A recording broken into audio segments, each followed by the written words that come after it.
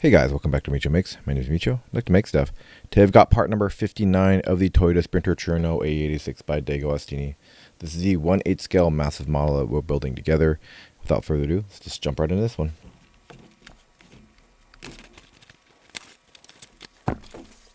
Alright, starting off, we've got our cover here. Back to our frames. Got our pieces here. And we've got our magazine. Let's take a look at the magazine first.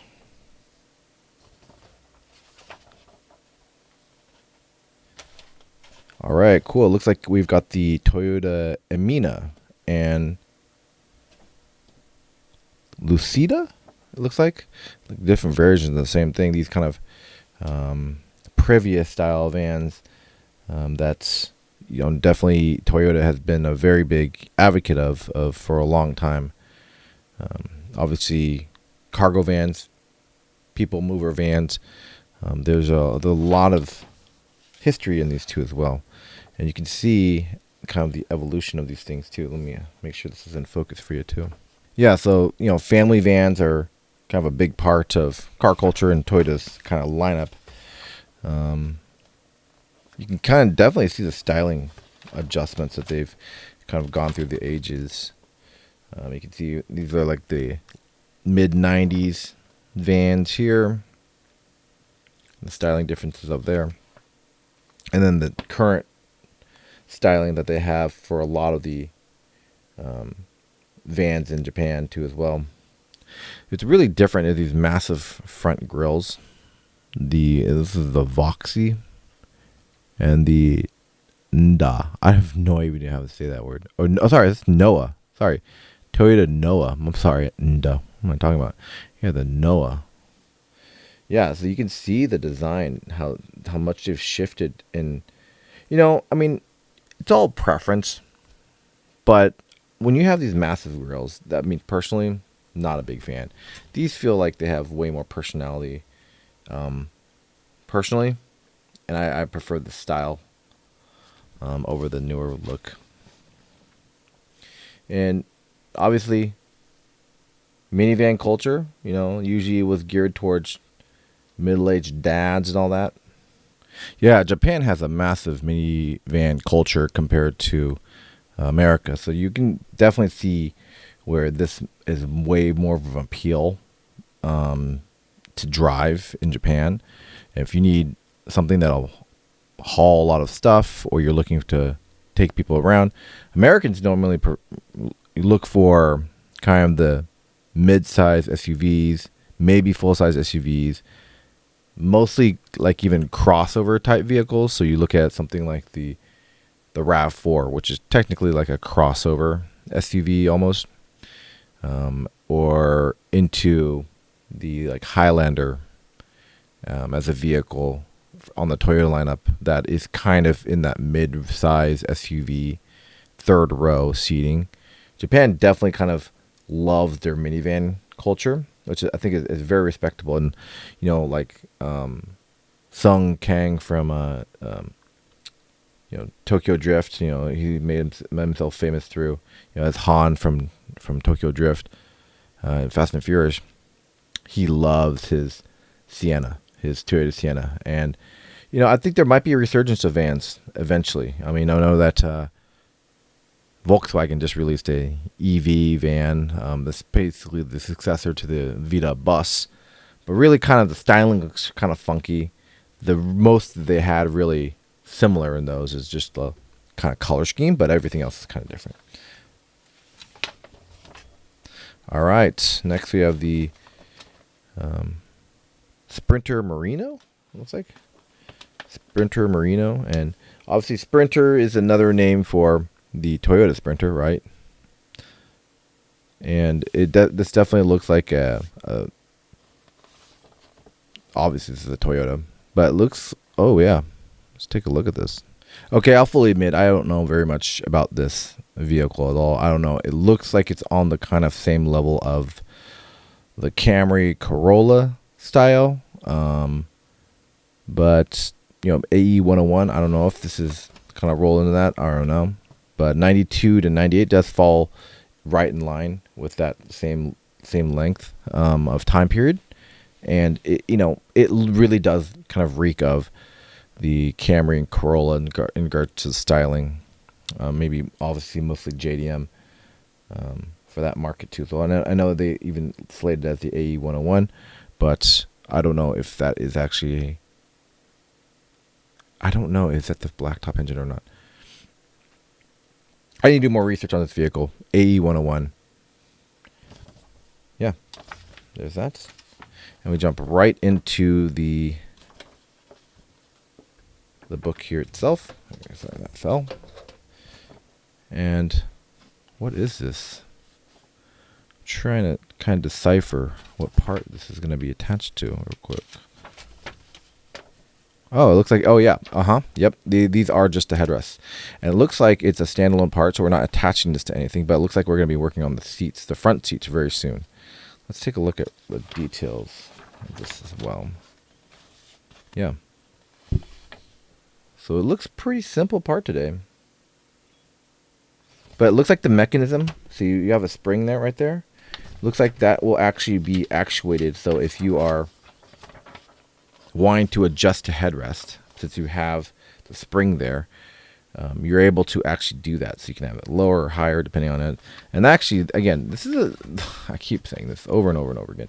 The small details that make the big difference of even just a little spring that they could put in the headrest to be able to actually move it up and down depending on how high your head is. You're not sitting in this model, but to have that feature of being able to do that, like, completely unnecessary, but so cool.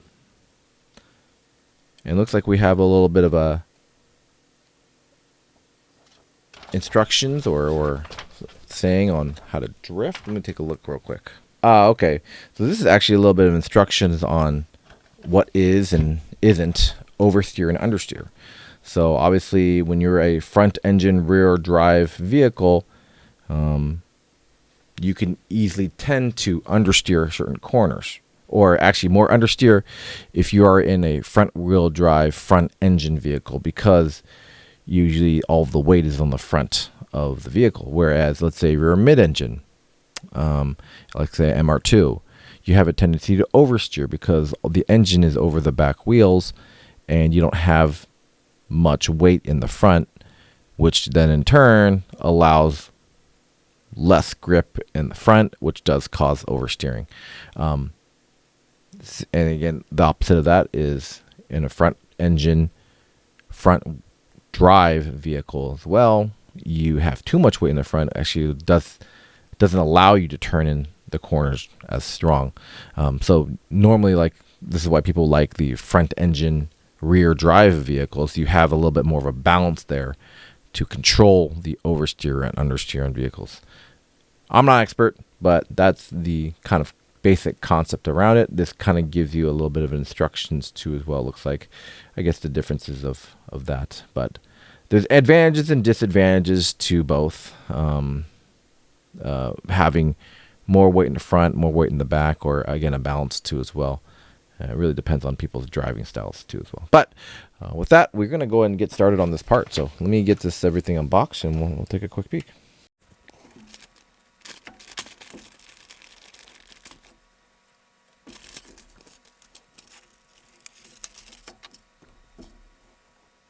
Okay, starting out here, we've got some AP screws right there.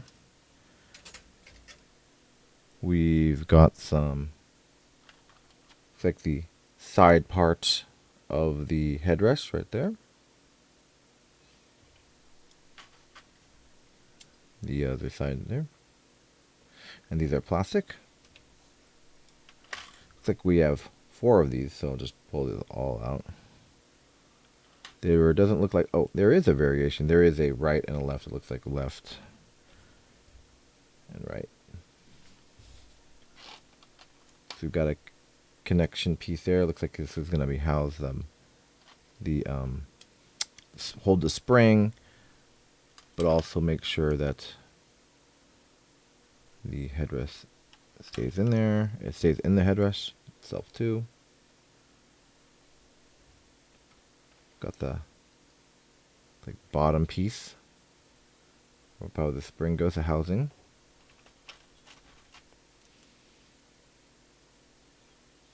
And these are indicated. Oh, maybe not.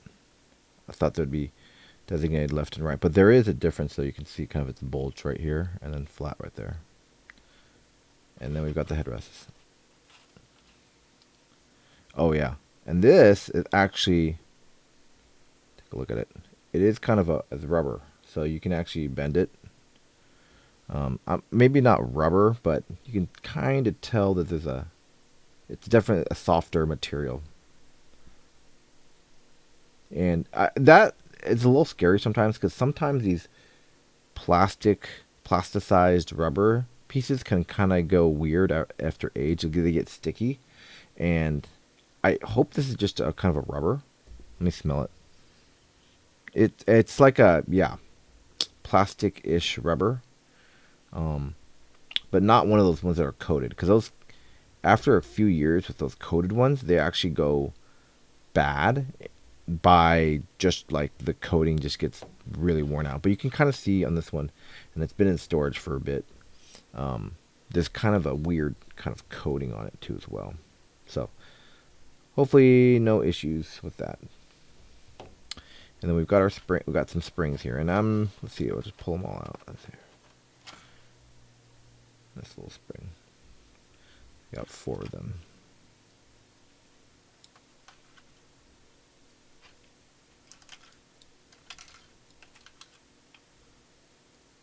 There you go.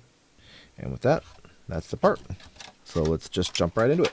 Okay, starting out, they actually do call out the kind of roundness of this. So see how it's kind of rounded on this side, and then these middle insert parts, they are rounded indeed. So look, if you kind of give the orientation, they're like, hey, yeah, make sure you get this inserted correctly, because this is rounded on this side, not. So the first thing we're going to do is actually slide this guy in so that they kind of fit just like that. We'll do the other side too as well. Get that rounded side on there and insert that really easy there. And then we take one of these pieces here, and it looks like we're just putting the spring right there on one of these, and these are all the same. And we're taking this, and let's just grab the right one, I think. So it's right and left.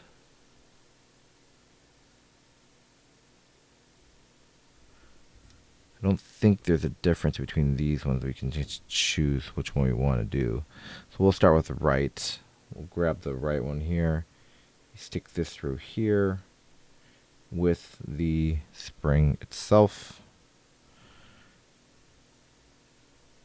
And then we insert it just like so here.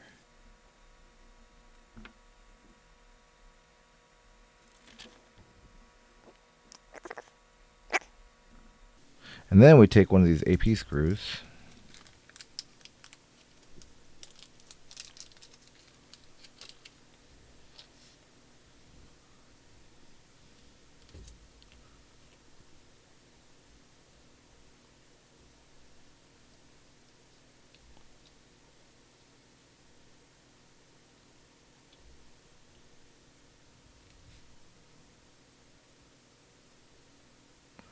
I have that oriented correctly. Maybe I don't, actually. I'll take a quick peek, because that one looked kind of funky in there. Let me try a left here. Does that work like that?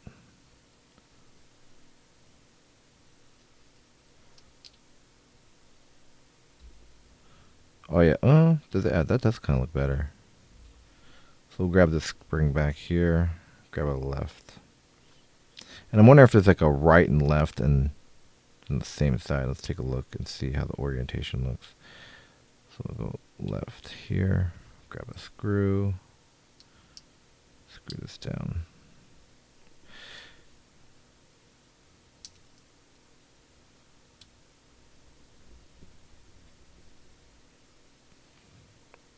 Okay, that one's in. Looks like it's kind of holding there too as well. Didn't fully seat it yet because I want to try this. So let's take a look. This side. Is this a right? Yeah, this is a right. If I do that like this, Oh yeah, that just looks way better. Okay, so it looks like the right and left are on each one, so they're not just like, oh yeah, this is for the right headrest or right anything like that. So we just stick this guy in there, there.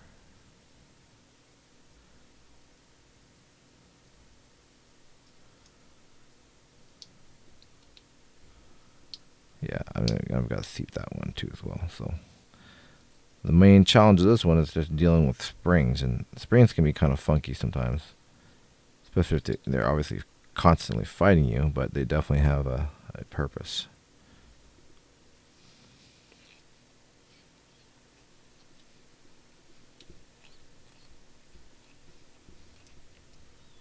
Okay, that one's in. We'll seat this one.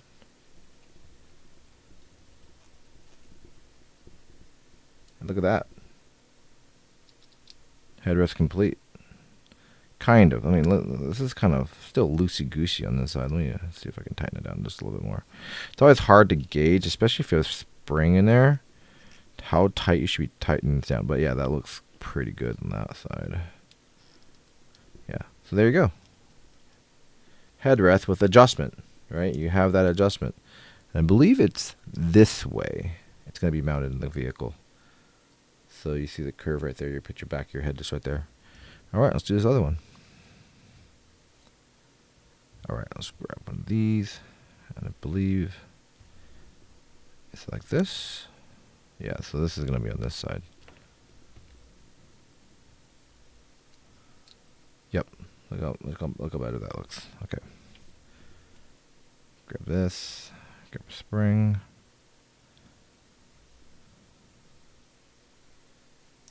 Put that guy in.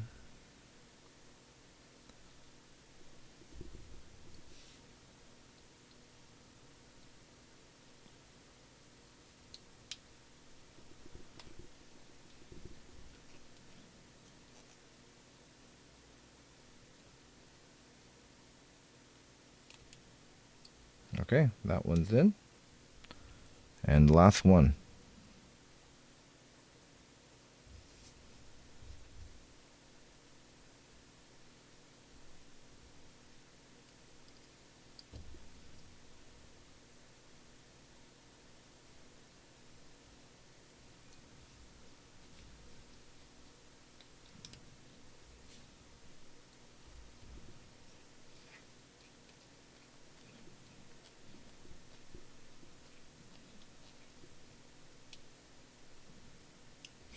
There we go.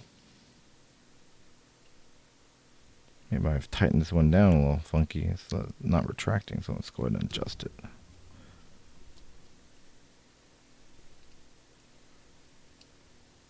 Oh, the spring came off. And like, what the heck's going on?